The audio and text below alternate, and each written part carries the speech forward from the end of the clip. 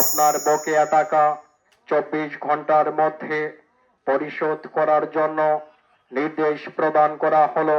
এভাবেই মাইকিং করে চলছে দেনাদারদের কাছে পাওনা আদায়ের চেষ্টা।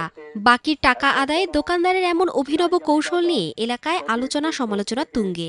আল আমিন নাম দোকান বাকি 540 টাকা। শেরপুরে ঝিনাইগাতী উপজেলার কাঁচামাল ব্যবসায়ী সজীব মিয়া 6 বছর ধরে তার পরিবারের জীবিকার অন্যতম সম্বল এই দোকান। কিন্তু বাকির খাতায় দেনা প্রায় 8 লাখ টাকা, যাতে এখন ব্যবসা চালিয়ে নেওয়া কঠিন সজীবের। বারবার অনুরোধ সত্ত্বেও টাকা পরিশোধ না করায় শেষ পর্যন্ত গ্রামে গ্রামে মাইকিং করেছেন তিনি। হালখাতার দিন 1,20,000 টাকা উঠছে।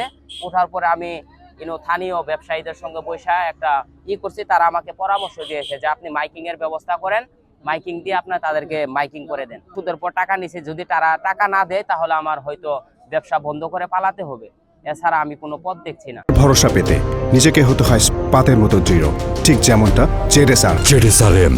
দেনাদারদের নাম উল্লেখ করে তাদের বাড়ির সামনে, গ্রামে ও বাজারে মাইকিং করেছেন সজীব। স্থানীয় ক্ষুদ্র ব্যবসায়ী ও ক্রেতাদের দাবি, বাকি টাকা আদায়ে এটি একটি কার্যকর ও সাহসী পদক্ষেপ।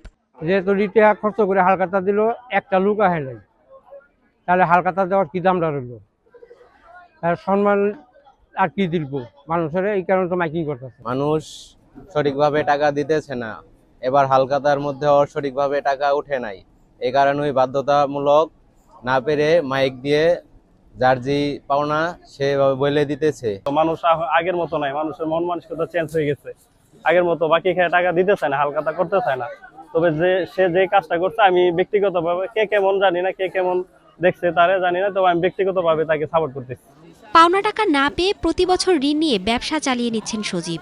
স্থানীয়রা বলছেন, বাকি সংস্কৃতির লাগাম টানা ও দেনাদারদের দায়বদ্ধতা নিশ্চিত না হলে ভবিষ্যতে আরও অনেক ক্ষুদ্র ব্যবসায়ী এমন সংকটে পড়তে পারেন। একটি জরুরি বিজ্ঞপ্তি ডেস্ক রিপোর্ট, স্টার নিউজ। আপনার অবগতির জন্য।